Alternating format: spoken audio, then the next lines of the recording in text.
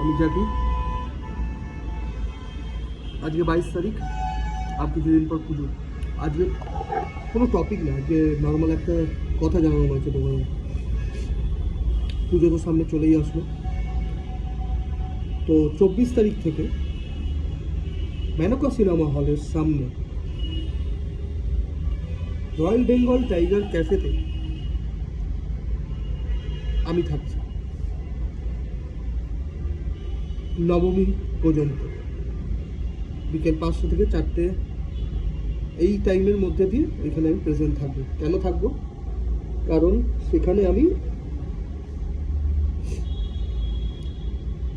যে ক্যাফে, সেই ক্যাফের হয়ে কাজ করব। আর তোমাদের জন্য যেই জন্য ভিডিওটা করা, টালিগঞ্জ চত্বরের মধ্যেই 5টা আউটলেট আছে রয়্যাল বেঙ্গল টাইগার ক্যাফে। আর খুব সুন্দর ক্যাফে, খুব মানে বাজেট ফ্রেন্ডলি। বাট যারা যারা আমার ভিডিওর স্ক্রিনশট, এই ক্যাফের স্ক্রিনশট নিয়ে আসবে, তাদের জন্য স্পেশাল অফার থাকবে।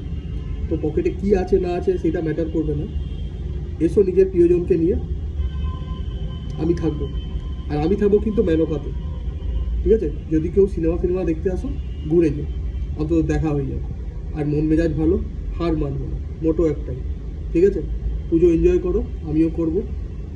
অবশ্যই কামনা কারোর সাথে দেখা হবে। ভালো থেকো।